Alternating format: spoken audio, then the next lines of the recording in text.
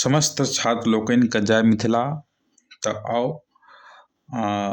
जे बिहार विद्यालय परीक्षा समिति पटनाके द्वारा जे 10वीं छात्र और छात्रा सबके लेल या सीधा सीधी हम कहि सकै छी 10माके बच्चा सबके लेल जे सिलेबस निर्धारित कयल गेल छै ओहिमे सेकेंड लैंग्वेजके रूपमे मातृभाषा छै और मातृभाषामे मिथिला क्षेत्रके बच्चाके लेल जे छै अहाँके अरिपन नामक पोथी पढ़ऽ पड़ै छै। तऽ मैथिलीके दूटा भाग छै, एकटा अरिपन छै, एकटा मिथिला विभूति छै। तऽ अरिपनके लगभग सब जगह छै ओकरा पढ़बल जाइ छै, मुदा बहुत रास कोचिंग सबमे जे छै ई मैथिलके जे दोसर भाग छै, मैथिली अरिपनके जे दोसर भाग छै मिथिला विभूति ओकरा छोड़ि देल जाइ छै। तऽ आउ हमर प्रयास अछि जे हम एकरा पूरा कराबी और अहाँ सब एकर लाभ लेबै। समयके अभावमे एकरा हम ऑनलाइनके माध्यमसँ पढ़ा रहल छी और हमर प्रयास रहत जेना हम ऑफलाइनमे पढ़बी तेनाहितो ऑनलाइनमे एकदम वएह तरीकासँ वएह रीति रिवाज कहि लिअ या वएह प्रोसेससँ हम छै पढ़बैके काज करब। तऽ आओर ज़्यादा समय बर्बाद नहि करब। मिथिला विभूतिके तात्पर्य भेलै कि विभूति मतलब होइ छै धरोहर। तऽ मिथिलाके जे धरोहर छलै, मिथिलाके जे महान व्यक्ति सब छलै जकरासँ ई मिथिला क्षेत्रके जानल गेलै, पहचानल गेलै, ओहि सब व्यक्तिके बारेमे एहि चैप्टरमे एहि पाठमे हमरा सबके पढ़बाक लेल भेटत। तऽ ओहि व्यक्तिमे पहिल व्यक्ति छै जनक और याज्ञवल्क्य जी। तऽ हुनका सबके बारेमे चर्चा करै छी। देखियौ पहिल चैप्टर छै अहाँके जनक आ याज्ञवल्क्य। तऽ ई चीज अहाँके हम पढ़ायब और विद्यापति और चंदा झाके बारेमे हम शुरुआती दौरमे पढ़ाए देने रही जे हमर पढ़बैके तौर तरीका छै। तऽ मुख्य रूपसँ हमरा एकटा सुभद्र झा, लक्ष्मण झा, मांगन खवा सब ई 4टा चैप्टर बचि जायत। ई आइए हम खत्म कऽ देब और धीरे धीरे हम ओहो चारूके खत्म कऽ देब। एक दिन 2 चैप्टर जरूरिए खत्म कऽ देब, ई तऽ फिक्स यऽ। और शुरुआत करै छी। देखियौ जनक जीके राजा छल जनक जी और याज्ञवल्क्य एकटा ऋषि छल। जनक जीके हम राजर्षि कहि सकै छियै, ठीक ने, और याज्ञवल्क्यके हम महर्षि कहि सकै छियै, ठीक ने। दोनों एक दोसर ई राजा छल और ई ऋषि छल। एक जनक जीके दरबारमे छै याज्ञवल्क्य जी रहै छल, ओकरे समकालीन छलै, ओकरे समयके याज्ञवल्क्य जी छलै। दुनूके बीच कभी कभी शस्त्राचार्य हुअ लागै छलै। दोनों अपने आपमे दोनों विद्वान छल। खैर ओ सब छोड़ू, बातके बात छै। पहिले हम जे मुख्य रूपसँ जे चीज छै ओहि पर चर्चा कऽ ली। पहिले जे हम जनक जीके बारेमे पढ़ब, की कहि रहल छै जनक जीके बारेमे से ध्यान सुनू। कहै छै मिथिलामे अति प्राचीन कालसँ लऽ कऽ महाभारत काल धरि जाहि वंशक शासन छलै से जनक राजवंश कहबैत छलै। एहि वंशक राजा लोकनि अपन उपाधि जनक व्यवहार करैत छलाह। निमि जनक एहि राजवंशक संस्थापक छलाह। ध्यान सुनियौ, एकरा हम कनि स्पष्ट कऽ दै छियै एकटा पेजके माध्यमसँ, ठीक ने। तैयो कहै छै कि प्राचीन कालसँ लऽ कऽ प्राचीन कालसँ लऽ कऽ छै, ठीक ने। अहाँके महाभारत कहबाक तात्पर्य भेल कि जाहि समयमे महाभारतके निर्माण भेल रहै ओहि समय तक जे शासन व्यवस्था छलै मिथिला क्षेत्रमे, जकर शासन व्यवस्था छलै, जे वंशके शासन व्यवस्था छलै, ओहि वंशके कहल जाइ छलै अहाँके राजवंश। की कहल जाइ छलै? राजवंश। और जनक राजवंशके नाम जानल छलै। एकर स्थापना के केने रहै? एकर स्थापना केने रहै अहाँके निमि जनक केने रहै। के केने रहै? निमि जनक एहि राजवंशके संस्थापक छलाह। तऽ अहाँ सब्जेक्टिवमे पूछल जायत कि जनक राजवंशके संस्थापक के छलाह? तऽ निमि जनक छलाह। के छलाह? तऽ निमि जनक छलाह। देखियौ निमि जनकसँ छै, ठीक ने। निमि जनकके 5टा पीढ़ी छलै, ठीक ने। पहिल पीढ़ीमे आबै छल ब्रह्मा। के आबै छल? ब्रह्मा, ठीक ने।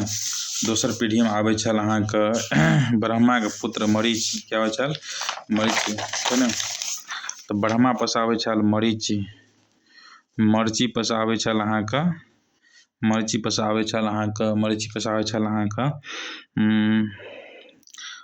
कश्यप। कश्यप पसँ आबै छल अहाँके विश्वनाथ। और 5 नंबरमे आबै छल अहाँके वैवस्वत। के आबै छल? वैवस्वत। और वैवस्वतके पुत्र छल अहाँके इक्ष्वाकु।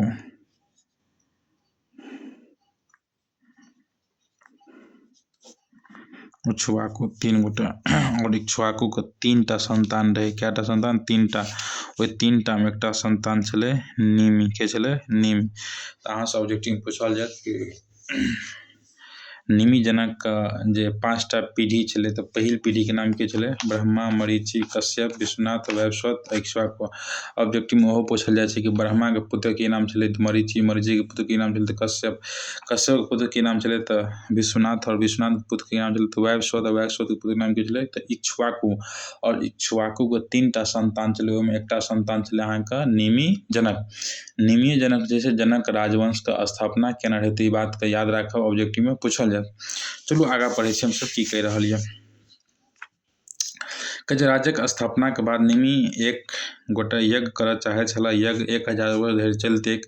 ओ यज्ञक हेतु पुरोहितक रूप में वशिष्ठ वरण के चाहै छलाह, मुदा ओहि समय वशिष्ठ इंद्रक ठानल यज्ञ में पुरोहितक काज पर छलाह।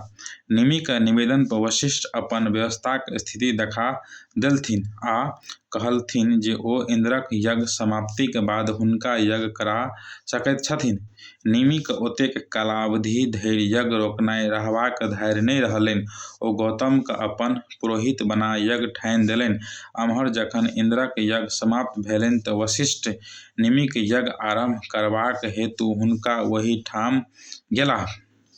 ओहि ठाम पूर्वहि सँ यज्ञ होइत देख हुनका बेस क्रोध भेलनि आ ओ निमि के साप मतलब श्राप दऽ देलथिन कि अहाँ बिनु देहक भऽ जाब। शापक फलस्वरूप निमि लगले मृत्यु के प्राप्त कऽ गेलाह। और अतः धरि हम समझा दै छी अहाँके की कहि रहल यऽ, ठीक ने। देखियौ पहला ऑब्जेक्टिव ई बनै छै, ठीक ने, कि जनक राजवंश की छै? जनक राजवंश। जनक राजवंश पहले ऑब्जेक्टिव में जायत कि जनक राजवंश का स्थापना के केलकै तऽ निमि जनक केलकै। के केलकै तऽ निमि जनक। निमि जनक केलकै, ठीक ने। और निमि जनक से ओकर 5टा पीढ़ी पहिनेओ छलै जे शासन व्यवस्था चलौने रहे मिथिला क्षेत्र पर। तऽ जखन निमि जनक जे छै जनक राजवंश के स्थापना केलकै तऽ आब ई चाहलकै किया ने हम एकटा यज्ञ कराबी। ओ चाहलक जे हम एकटा यज्ञ कराबी। यज्ञ, और ई जे यज्ञ होयवला छलै ई 1000 वर्ष धरि, जे कते वर्ष धरि चलतियै तऽ 1000 वर्ष धरि ई यज्ञ चलैवला छलै, ठीक छै। एहि यज्ञ के शुभारंभ करबाक लेल, आरंभ करबाक लेल ओहि समय के एकटा बहुत प्रसिद्ध पुरोहित छलाह, ओकर नाम छलै वशिष्ठ वरण। की नाम छलै? वशिष्ठ वरण नाम छलै। वशिष्ठ वरण ई पुरोहित छलाह, ओहि समय के प्रसिद्ध पुरोहित छलाह वशिष्ठ वरण। जब केओ यज्ञ कराबै छल तऽ हिनके सँ अपन यज्ञ के शुभारंभ करवाबै छल। मुदा वशिष्ठ वरण जे छै, ठीक ने, वशिष्ठ वरण इंद्र भगवान के, तऽ इंद्र भगवान के यज्ञ में लागल छल। मतलब इंद्र भगवान के यज्ञ में बिजी छल, व्यस्त छल। तऽ जखन निमि जनक जी, राजा निमि जनक जी यज्ञ शुभारंभ करैके घोषणा केलक तऽ घोषणा करे से पहिने छै पंडित पुरोहित के आवश्यकता होइ छै। तऽ ओ वशिष्ठ वरण के संवाद भेजै छै कि हम एकटा यज्ञ करबऽ जा रहल छी, जाहिमे पुरोहित के रूप में अहाँके हम चयन कऽ रहल छी। तऽ वशिष्ठ वरण जे छै ओहि समय में इंद्र भगवान के यज्ञ में व्यस्त रहै छै। तऽ ओ चिट्ठी के माध्यम से संवाद दै छै कि अखन हम इंद्र के ठानल यज्ञ में लागल छी, जखन एकर यज्ञ समाप्त भऽ जायत तऽ हम आबि कऽ अहाँके यज्ञ के की कऽ देब? शुभारंभ करब या ढारि देब। मैथिली में हालांकि ढारल कहल जाइ छै, ढारि देब। अहाँके यज्ञ के हम पूजा ढारि देब, मतलब पूजा के शुरुआत कऽ देब, ठीक। लेकिन राजा निमि जनक जी छलै ओकरा अतेक समय धरि जे छै रुकनाइ ठीक नहि बुझेलै, या ओकरा पैसेंस नहि छलै। ओ की करलकै, वएह समय के एकटा और पुरोहित छला, ओकर नाम छलै गौतम। की नाम छलै? गौतम। ओहो पुरोहित छला। की छला? पुरोहित। तऽ निमि जनक जी की केलक, राजा निमि जनक जे छै वशिष्ठ वर्ण के इंतजार नहि कऽ कऽ गौतम पुरोहित गौतम से की करलक, अपन यज्ञ के शुभारंभ करा देलक, ठीक छै। यज्ञ के शुभारंभ भऽ गेल। आब जे छै, ठीक ने, वशिष्ठ वरण जखन इंद्र भगवान के यज्ञ समाप्ति करबाक पश्चात जखन ओ निमि जनक ठाम आबैए कि देखैए एकरा ठाम पहिने से यज्ञ के शुभारंभ भऽ चुकल यऽ, एहिसँ वशिष्ठ वरण अपने आप को बेइज्जती महसूस केलक और तुरंत जे छै ठीक ने, तुरंत जे छै निमि जनकके तुरंत जे छै निमि जनक की देलक, निमि जनकके श्राप दऽ देलक। क्या देलक? श्राप। श्राप बुझिते छै ठीक ने, श्राप दऽ देलक। श्राप देलक कि अहाँ बिना देहके भऽ जायब। की भऽ जायब? बिना देहक भऽ जायब, बिना देहक भऽ जायब ठीक ने। और श्राप देलक आ निमि जनक तुरंत जे छै ठीक ने अपन प्राणके की केलक? त्याग देलक। ओहि समयमे सतयुग चलै छल, जे कहै छल से भऽ जाइ छलै। हालांकि एकर सत्यतासँ की लेना देना छै, ई चीज हम एहिपर टिप्पणी नहि करब, किया तऽ इतिहासमे जे चीज लिखल छै ओहि चीजके हमसभ मानै छी। ईसभ एहिसभ चीजपर हम टिप्पणी की करब? ई जे भी चीज होइ छै सब काल्पनिक चीज छै। किया तऽ ईसभ चीजके हम देखने नहि छी जकरा हम वास्तविक दृष्टिकोणसँ साझा करब। हमसभ कल्पना करै छी कि एना होइ छलै कि जे आदमी कहि दै छलै ओ भऽ जाइ छलै। एखुनका समयके हिसाब देखल जाय, एखन जेना हमरा विचारसँ कि एखुनका अगर श्राप लागय तऽ हमरा बुझाइ छै डेली छै ठीक ने। एखनके जे युवा पीढ़ी सब छै बेसीसँ बेसी मरत वएह सब, किया तऽ ओसभ शपथ हमेशा खाइते रहैए ठीक। कलयुग यऽ, खैर एहिसब बात मजाकमे कहलहुँ। आगाँ बढ़ै छी, आगाँ बढ़ै छी। देखियौ आब निमि जनकके छै वशिष्ठ श्राप देलकै, निमि जनक मरि गेलै। निमि जनक जखन मरि गेलै, प्राणके त्याग देलकै। जखन प्राणके त्याग देलक और निमि जनक जे छथिन ओकरा राज दरबारमे यज्ञ शुभारम्भ भऽ चुकल छलै। तऽ ओतुका जे पुरोहित सब छलाह, ओतुका जे ऋषि सब छलाह, ज्ञानी व्यक्ति सब जे भी छलाह ओतुका, तऽ ओसभ सोचलक जे एखन एकर दरबारमे छै राजाके मृत्युके बारेमे पता चलत ठीक ने, निधनके बारेमे पता चलत, पूरा अफरा तफरी मचि जेतै ठीक ने, पूरा हलचल पैदा भऽ जायत। तऽ किएक ने एहि चीजके छुपायल जाय। और निमि जनकके छै जे शरीर छै ठीक ने, शरीर दुर्गन्ध नहि देतै खातिर ओकरा घीमे डुबा कऽ इत्रसँ छै अहाँके इत्र अगल बगलमे छिट देनाइ या जे भी होइ छै ठीक ने, मतलब छुपैके प्रयास कयल गेल। और प्रयास इएह छलै कि जब तक यज्ञके समाप्ति नहि भऽ जाय तब तक छै ओकरा मृतके घोषणा कऽ छुपायल जाय, और छुपैबमे सक्षमो भऽ गेल। आगाँ देखियौ की कहै छै, ईसभ पढ़ै छी तकर बाद कहै छै कि जखन श्राप देलकै, श्रापके फलस्वरूप निमि लगले मृत्युके प्राप्त कऽ गेला। हुनक आकस्मिक मृत्युसँ राज्यमे अराजकता पसरबाक भय छलै। भय मतलब डर होइ छै।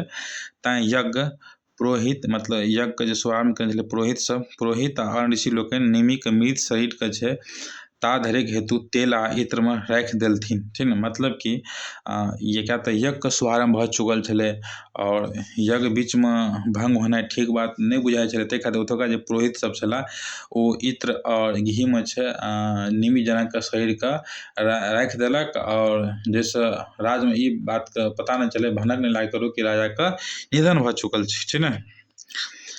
तत्पश्चात जे छै ऋषि लोकनि निमिक मृत देहके मथि कऽ एकटा बालक उत्पन्न कयलनि। एहि बालकके नाम मिथि राखल गेलनि। हिनके नाम पर जनक राजवंश द्वारा शासित प्रदेशके मिथिला कहल गेलै। ताहिसँ पूर्व एहि प्रदेशके विदेह जनपद कहल जाइ छलै। मतलब ध्यानसँ बुझैके प्रयास करू कि अहाँके बुझल यऽ कि निमि जनक जे छै, निमि जनक छै जखन ओ मरि गेलै तऽ ओकर जे मृत शरीर छलै, मृत शरीरके छै ठीक ने, मृत शरीरके मथिके छै एकटा पुत्रके निर्माण करल गेलै, एकटा बालक निर्माण करल गेलै। ओकर नाम रखलकै मिथि। की नाम रखलकै? मिथि। मिथि देखियौ नामेसँ स्पष्ट छै।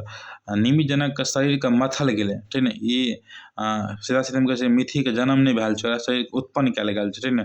निमि जनकके उत्पन्न भेलै और उत्पन्न कऽ ओकर नाम की राखल गेलै? मिथि। किया तऽ एकरा मथिके बनायल गेल छै ताहि खातिर एकर नाम की भेलै? मिथि भेलै। की भेलै? मिथि। और मिथिए जे छै ठीक ने की करना छलै? मिथिलाके बसौना छलै। मिथिलाके बसौना छलै। तऽ ऑब्जेक्टिव पूछल जाइ छै कि मिथिलाके के बसौना छलै? तऽ मिथि मिथिलाके बसौना छलै। मिथि ककर पुत्र छलै? तऽ राजा निमिके पुत्र मिथि छलै। बुझि गेलियै? और इस आगाँ हमसब पढ़ै छी।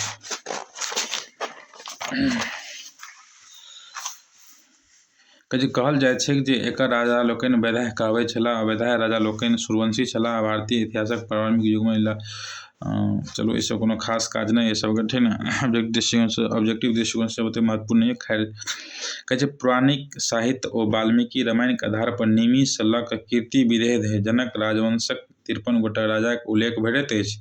एहिमे किछु राजा अत्यंत प्रसिद्ध भेलाह। जेना राजा मिथि वीर योद्धा छला। राजा मिथि की छलै? वीर योद्धा छलै। मतलब सीधा सीधे बुझियौ कि कहि रहल छै कि वाल्मीकि जे रामायण लिखने छलै तऽ ओकरा रामायणके आधार पर एकटा अंदाज लगा रहल है जे लेखक छै ओ कहि रहल छै कीर्ति विदेह और जनक। देखियौ कीर्ति विदेह और जनक जी के बीच में, ठीक ना। मतलब सीधा सीधी कहे कीर्ति विदेह से लऽ कऽ जनक जी धरि जे मिथिला क्षेत्र पर राज केलकै, ओहि राजा में कते राजा राज केलकै? 53 गोटा राजा राज केलकै। कते गो राजा? 53 राजा। 53 राजा में कुछ नाम प्रमुख छै, जेना कि मिथि के छै, मिथि। तऽ मिथि के बारे में कहलक बहुत बड़का वीर योद्धा छलै। की छलै? योद्धा छला। ई हिमालय के तराई क्षेत्र में बसल पहाड़ी जनजाति के युद्ध में पराजित कऽ ओकरा सभक उपद्रव के शांत कयलनि आ हिमालय पहाड़ लग एक नदी के किनार में अपन राजधानी बनौलनि, जकर राजवंशक राजधानी जनकपुर कहलै, ठीक ना। संभवतः हिमालय के पवित्रता और ऋषि लोकनि सानिध्य सुलभता कारण जनकपुर के राजधानी रूप में विकसित कयल गेल छल। राजा मिथि भार्गव ऋषि से ज्ञानार्जन केने छलाह। मतलब सीधा सीधे बुझियौ के मिथि, ई जे मिथि ककर पुत्र छलै? तऽ राजा निमि के पुत्र छलै मिथि।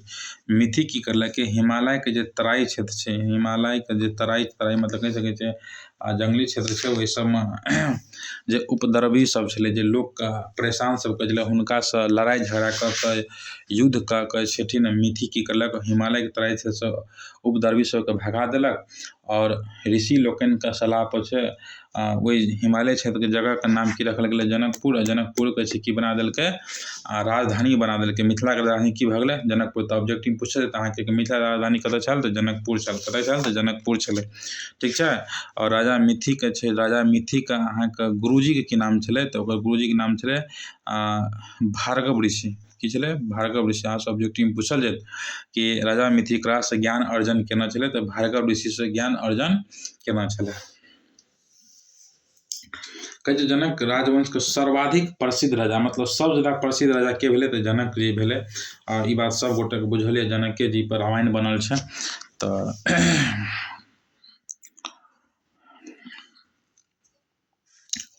देखियो जनक राजवंश के सर्वाधिक प्रसिद्ध राजा भेला रामायण कालीन सिद्ध ध्वज जनक। देखियो जनक जी के सिद्ध ध्वज सेहो कहल जाइ छै, ठीक ने। और जनक जी के पुत्री के नाम छलै सीता। की छलै? सीता। और सीता के विवाह छै अयोध्या के राजा छलै दशरथ। दशरथ के पुत्र सबसे बड़का पुत्र राम संग छै ककर विवाह भेल छलै? तऽ सीताजी के विवाह भेल छलै, ठीक। बाद में कि और किछु खास चीज नहीं है ऐसा आगू, ठीक ना। बाद में कि हमसब अखन धीरे जे पढ़लू तऽ जनक जी के बारे में पढ़लू। हमसब याज्ञवल्क्य के बारे में पढ़ै छी। याज्ञवल्क्य के छला? कहै छै याज्ञवल्क्य मिथिला के प्राचीनतम राजनीतिक चिंतक, दार्शनिक आ विधिकर्ता भऽ गेल छथि। ई मिथिला के प्रसिद्ध दार्शनिक राजा कीर्ति जनक के समय में भेल छला। मतलब कहै छै कि याज्ञवल्क्य जे छलै बहुत बड़का विद्वान छला, ऋषि छला, जे मिथिला के जे प्रसिद्ध राजा छलै राजा कीर्ति जनक के छलै? राजा कीर्ति जनक हुनके समय में भेल छला मतलब हमरा बुझाइए जन्म लेना छल, ठीक ने। और तकर बाद जे छै एहिसँ बाद जे छै किछु खास बात नहीं है। उम्हर ध्यान दियौ। कहै छै याज्ञवल्क्य पिताके नाम छल देवव्रत छलनि। की छलै? देवव्रत छलनि। हुनक मायके नाम छलै सॉरी मतलब एकरा हम स्पष्ट कऽ दै छी कनि, जिससे कि अहाँके ऑब्जेक्टिव बनबैमे सुविधा हेतै। कि जे याज्ञवल्क्य छै, ठीक ने, याज्ञवल्क्य पिताजीके नाम छलै अहाँके, पिताजीके नाम छलै देवव्रत। की नाम छलै? देवव्रत, ठीक ने। और याज्ञवल्क्य जे माता छलै, याज्ञवल्क्य जे माता छलै ओ ककर बहिन छलै मालूम यऽ? तऽ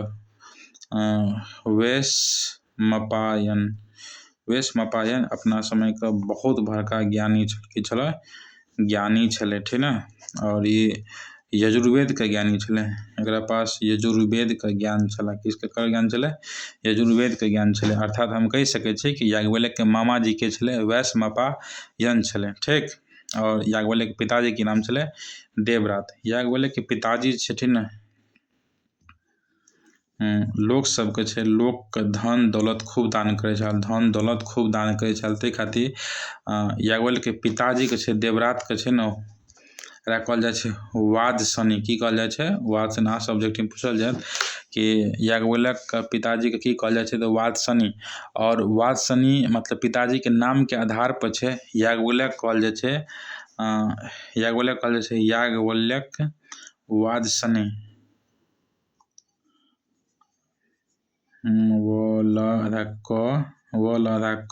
याज्ञवल्क्य वात्सनी। ओकरा पिता कहल जाइ छै वात्सनी और एकरा कहल जाइ छै याज्ञवल्क्य वात्सनी कहल जाइ छै। एहि खातिर कि बाप वात्सनी भेलै तऽ बेटाके नाम याज्ञवल्क्य वात्सनी भऽ गेल। तऽ एतऽसँ हम परिचय करबा दै छी अहाँके कि याज्ञवल्क्यके पिताके नाम छलै देवव्रत, जेकि धन दौलत खूब दान करै छल, ताहि खातिर ओकर नाम की राखल गेलै वात्सनी नाम राखल गेलै। और याज्ञवल्क्यके माताजी जे छै हुनका ओकर नाम स्पष्ट नहि केने छै कि की नाम छलै, लेकिन ई स्पष्ट केने छै कि ओ ककर बहिन छलै। तऽ वैशंपायनक नामक एकटा बहुत बड़का ज्ञानी व्यक्ति छलाह, विद्वान छलाह, जेकरा पास यजुर्वेदके शिक्षा छलै, ठीक ने, ओकर बहिन छलै। अर्थात कहि सकै छियै कि याज्ञवल्क्यके जे माम छलै मतलब मामाजी यजुर्वेदके शिक्षा प्राप्त केने रहै, ठीक। और पिताजीके नामसँ जोड़ैत हुअठिन याज्ञवल्क्यके नाम कहऽ लागलै याज्ञवल्क्य वात्सनी। की कहऽ लागलै याज्ञवल्क्य वात्सनी। और एहिसँ आगाँ हमसब पढ़ै छी, ठीक। एहिसँ आगाँ छै अहाँके बता दै छी, किया तऽ याज्ञवल्क्यसँ जुड़ल चीज सब छै तऽ एक बैगे हम सब चीज बताबैके प्रयास कऽ रहल छी अहाँके। देखियौ आगू जाके छै, आगू जाके याज्ञवल्क्य जे छै, आगू जाके याज्ञवल्क्य अहाँ वेदव्यास के छलै, वेदव्यास नामक एकटा ऋषि छलै, वेदव्यास नामक ऋषि छलै। तऽ याज्ञवल्क्यके एहि ऋषिसँ पढ़बाके तऽ मौका नहि भेटल, लेकिन एहि ऋषिके 4टा शिष्य छलै। कएटा शिष्य छलै? 4टा शिष्य छलै। चारू शिष्य चारू वेदके ज्ञान प्राप्त केलकै, ठीक ने, बुझ गेलै। वेदव्यास नामक ऋषि छलै, एहि ऋषिके 4टा शिष्य छलै, चारू शिष्य चारू वेदके ज्ञान प्राप्त केलकै। के? तऽ याज्ञवल्क्य। मतलब सीधा सीधी हम कहि सकै छी याज्ञवल्क्य छै वेदव्यास नामक ऋषिसँ ज्ञान प्राप्त करैके मौका नहि भेटल, बल्कि एकर शिष्य छलै, ठीक ने। के एकर शिष्य छलै? तऽ एकटा एकर मामे छलै वैशंपायन। वैशंपायन के छल? तऽ एकर मामा छलै। ककर मामा छलै? तऽ याज्ञवल्क्यके मामाजी छलै। ओकर बाद छलै उद्दालक आधुनी छै एकटा, ठीक ने, उद्दालक आधुनी छै एकटा, ठीक ने, आरुणि छै एकटा, और एकटा के यऽ ई चीज हम देख लै छी किताबमे, ठीक।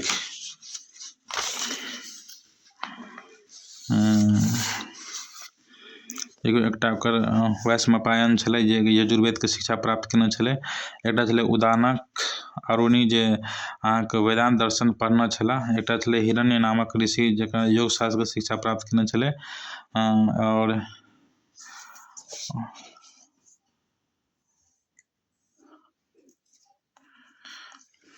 देखियौ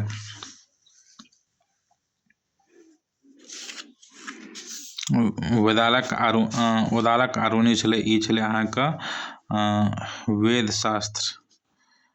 वेदशास्त्रके ज्ञान अर्जन केने रहै। वैशंपायन यजुर्वेदके ज्ञान अर्जन केने रहै, ठीक ने। और एकटा गुरुजी छलै अहाँके हिरण्य। के छलै? हिरण्य नामक गुरुजी छलै। हिरण्य नामक गुरु छल। ई अहाँके छै योग शास्त्रके शिक्षा प्राप्त केने छलै। कथीके? तऽ योग शास्त्रके शिक्षा प्राप्त केने रहै, ठीक। अहाँ सब्जेक्टमे पूछि सकैए कि यजुर्वेदके शिक्षा के प्राप्त केने रहै? तऽ वैशंपायन केने रहै, ठीक ने। वेद शास्त्रके ज्ञान के प्राप्त केने रहै? तऽ उद्दालक आरुणि प्राप्त केने रहै। और हिरण्य नामक जे ऋषि छल ओ कथी ज्ञान प्राप्त केने रहै? तऽ योग शास्त्र नामक ज्ञान प्राप्त केने रहै। योग शास्त्रके ज्ञान प्राप्त केने रहै, ठीक। देखियौ तऽ आब जे छै याज्ञवल्क्य जी अपन माम वैशंपायनसँ यजुर्वेदके शिक्षा प्राप्त केलकै। और जखन यजुर्वेदके शिक्षा प्राप्त करै छल तऽ ओहि समयमे एकदम एकरा मामोके गुरुजी जकाँ मानै छल। और जे मामाके पत्नी अर्थात मामी छल ओकरो गुरु माता मानै छल। और ओकरा आज्ञाके पालन सब करै छल, जे कहै छल से करै छल। एक बारके बात छै कि ओकर जे गुरु पत्नी अर्थात ओकर जे मामी छलै, ठीक ने, ओकर मामी एक बार हुनका कहलक तुलसीके पात लाबैके लेल, तुलसीके पत्ता लाबैके लेल कहलक। ककरा? तऽ याज्ञवल्क्यके आब लाबैके लेल कहलक। तऽ याज्ञवल्क्य देखियौ की कहि सकै छियै गुरु माता या गुरु पत्नीके सेवामे, ठीक ने, अगर ओकरा ई बुझायल कि हमर जानो चलि जेतै तऽ हम कोनो बड़का काज नहीं कह दिलिए। एक बार के बात है कि गुरु पत्नी अर्थात मामी की कहला पर तुलसी पात लावे के लिए एकदम घना जंगल चले गला। ठीक, घना जंगल में गेला कारण से एक खतरनाक बाघिन से पाला पड़ल, लड़ल पड़ल, लेकिन ओकरा से कनियो विचलित नहीं भेल, डराल नहीं, और अपन गुरु माता के आज्ञा के पालन करैत वो तुलसी पत्ता जंगल से लाबि कऽ देलक हुनका। तो ई एक गुरु भक्ति के देखाबै छै। लेकिन एक बार के बात छै कि कोनो कारणवश छथिन वैश्वपायन जे छथिन, वैश्वपायन याज्ञवल्क्य से कोनो कारणवश क्रोधित भऽ गेल, और क्रोधित भऽ गेल तऽ वैश्वपायन कहलक जे अहाँके जे हम यजुर्वेद के शिक्षा देने छी, हमर शिक्षा वापस करू, मतलब रिटर्न करू। आब जे छै याज्ञवल्क्य जे तुरंत की करलखिन, उल्टी कऽ देलक। की केलक? उल्टी कऽ देलक। उल्टी केलक तऽ अब ओहि समय के एकटा मान्यता होइ छलै, एकरासँ तऽ अगर अहाँ अखुनका समय से जोड़बै तऽ ई कहीं न कहीं झूठ भऽ जाइ छै, लेकिन ओहि समय के बात छै। एहि चीज पर ज्यादा टिप्पणी करे से बेहतर कि जे काम के बात छै चर्चा कऽ ली। जे कहै छै जखन वैश्वपायन अपन ज्ञान वापस करैके लेल कहलक तऽ तुरंत जे छै याज्ञवल्क्य उल्टी कऽ देलक, मतलब यजुर्वेद के शिक्षा निकालि देलक। जखन यजुर्वेद के शिक्षा निकालि देलक तऽ याज्ञवल्क्य के यजुर्वेद के शिक्षा नहीं रहल, तो वो जे सूर्य का आह्वान केलक और सूर्य भगवान से छै ने यजुर्वेद के शिक्षा प्राप्त केलक। तो ऑब्जेक्टिव में पूछ सके कि याज्ञवल्क्य जे छै ने यजुर्वेद के शिक्षा दोसर बेर ककरा से प्राप्त केलक है, तो सूर्य भगवान से केलक। ककरा से केलक? तो सूर्य भगवान से केलक। ठीक ना? और ऐसा आगू बढ़े छी हम सब। ठीक, जे बात पढ़लू ठीक है सब मिल जात। ठीक ना? हम तो शॉर्टकट में बता रहा जिससे कि ज़्यादा समय नहीं लगे और चैप्टरो खत्म हो जाए। तकर बाद देखियो ठीक ना, शॉर्टे कट में निपटा दै छी अहाँके। ठीक ना? देखियो याज्ञवल्क्य छै, याज्ञवल्क्य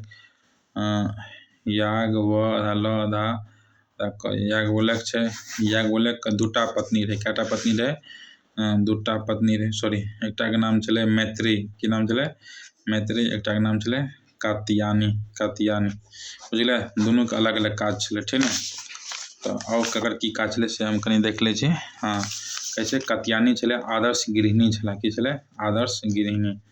आदर्श गृहिणी के कहबाक तात्पर्य ई भेलै जे एकटा घर में रहे वाली महिला के जे काज होइ छै, एकदम सब काज में खड़ा उतरे के काम करे छलकै तऽ कात्यायनी। जेनाकि घर के खाना ताना बनेनाइ, साफ सुथरा केनाइ, अरिपन बनेनाइ, ठीक ना, झाड़ू पोछा केनाइ, ई सारा काम के छै। घर पर गेस्ट के स्वागत केनाइ, मतलब जे एकटा नारी घर में रहनिहार नारी के जे कर्तव्य होइ छै हरेक चीज के निभाबै छल। ठीक ना? और दोसर पत्नी छल मैत्री। ई एकटा विदुषी छल। ई एकरा विदुषी मतलब सोचि सकै बहुत बड़का विदुषी ज्ञानी व्यक्ति महिला छल। ठीक ना? के तऽ मैत्री। जेना याज्ञवल्क्य जे छै ब्रह्मा ज्ञान प्राप्त केने रहे या हमेशा शस्त्राचार करै चाहैत रहे, तेनाहिते छै मैत्रियो छै, हमेशा शस्त्राचार करै छल। सीधा सीधे हम कहि सकै छी जे एकटा ऑब्जेक्टिव पूछल जाइ छै। ठीक ना?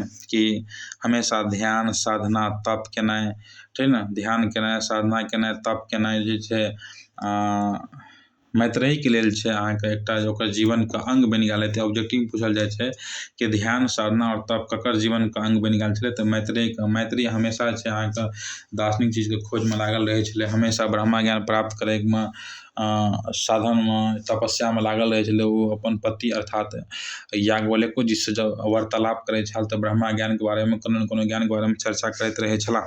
तो सीधा सीधे हम कहि सकै छी कि एकटा पत्नी छलै अहाँके कात्यायनी जे आदर्श गृहिणी छल, घर के पूर्ण रूप से काज निभाबै छल, और दोसर पत्नी छल मैत्री जे अहाँके हमेशा साधना में, तपस्या में हमेशा लीन रहै छल, ध्यान में लीन रहै छल।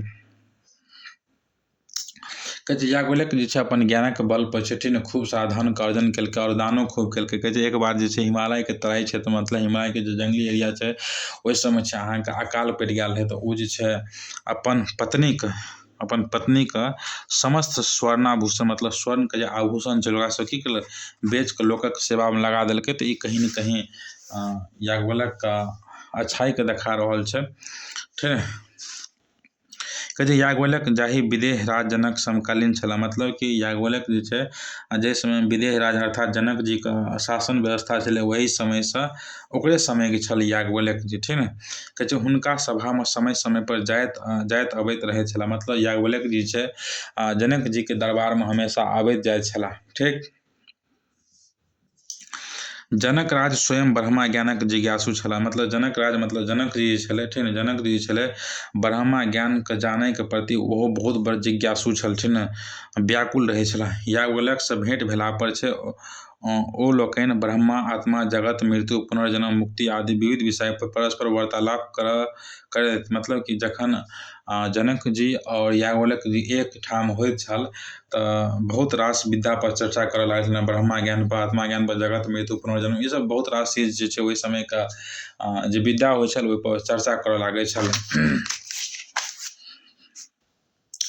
ब्रह्मा ज्ञानसँ जनक संतुष्ट भऽ कऽ हुनका अपन कुल गुरु आ पुरोहित बना लेने छथिन, मतलब कि याज्ञवल्क्य जी के छै याज्ञवल्क्य ब्रह्मा ज्ञानसँ संतुष्ट भऽ कऽ, क्या तऽ याज्ञवल्क्य जी बहुत बड़का विद्वान छल, बहुत बड़का विद्वान छल, ब्रह्मा ज्ञानमे तऽ पूरा महान विभूति हासिल केने रहै, ताहि खातिर छै ओकरा ब्रह्मा ज्ञानसँ प्रभावित भऽ कऽ छै जनक जी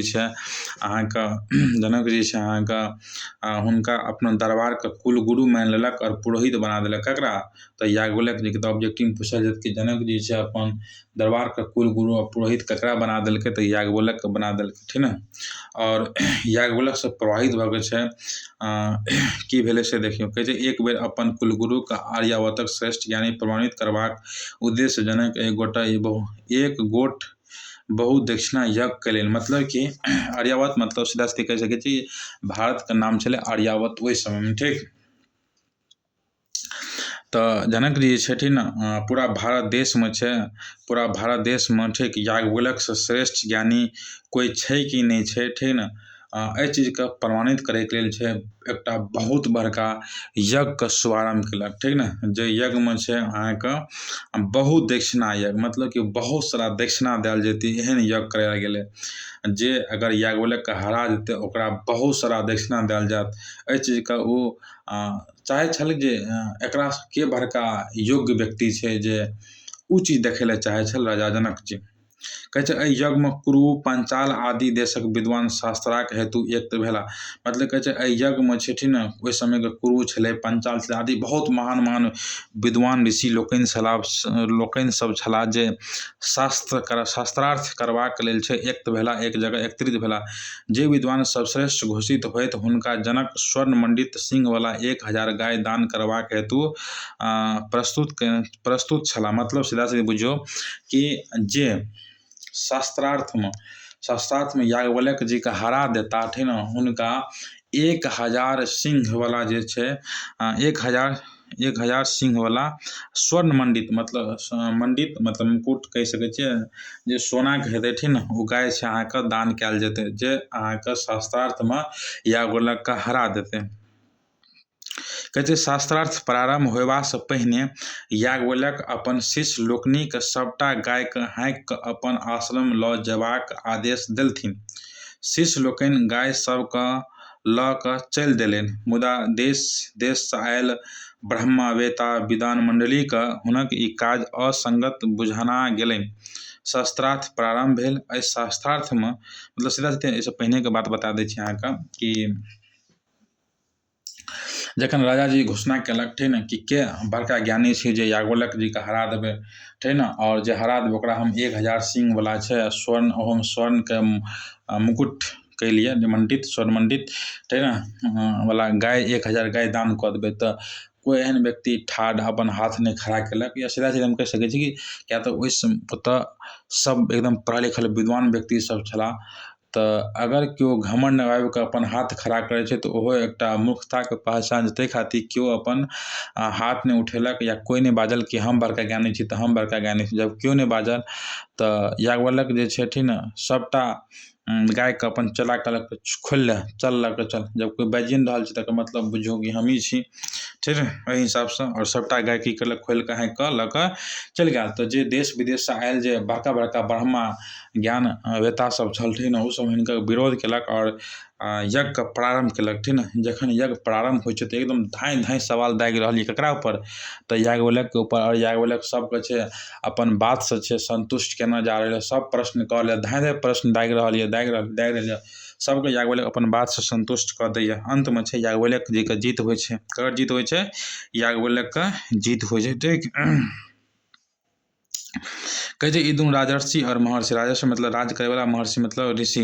जखन परस्पर वार्तालाप पर बैसै छलाह तखन याज्ञवल्क्य जनक राजाके सम्मान दैत छलथिन और जनक याज्ञवल्क्य महर्षिके। मतलब कहै छै कखनो कखनो छै राजा और प्रजा अर्थात जनक जी और याज्ञवल्क्य दोनोके बीच वार्तालाप हुअ लागै छलै, शास्त्राचार्य हुअ लागै छलै, लेकिन एक दोसरके मर्यादाके हमेशा ध्यान राखै छलै कि राजा छै तऽ राजाके रिस्पेक्ट करबै, और अगर महर्षि छै, ऋषि छै तऽ ऋषिके रिस्पेक्ट करबै। ई मर्यादाके हमेशा बना कऽ राखै छल राजा जनक जी और याज्ञवल्क्य। और कहल जाइ छै कि शुक्ल यजुर्वेद और शतपथ ब्राह्मण नामके छै याज्ञवल्क्य द्वारा रचित पोथी छै, जे कालजयी कृति। कालजयी कृति मतलब जे कहियो खत्म नहि छै, मरै नहि छै, हमेशा चर्चामे रहै छै, ओकरा कहल जाइ छै कालजयी। तऽ अहाँ जुक्तिमे पूछल जायत कि शुक्ल यजुर्वेद और शतपथ ब्राह्मण ककर लिखल गेल छै, तऽ ई लिखल गेल छै याज्ञवल्क्य जीके द्वारा। और इएहसँ छै ई पाठ की भऽ गेल, खत्म भऽ गेल। ठीक ने, एहि पाठसँ बहुत रास प्रश्न बोर्ड एग्जाम बनै छै, तऽ आब उम्मीद यऽ कि आब कोनो तरहके दिक्कत नहि हैत। और एकर जे ऑब्जेक्टिव हेतै, एकर ऑब्जेक्टिव हम तैयार कऽ रहल छी, अहाँके क्लासमे सेहो देल जायत।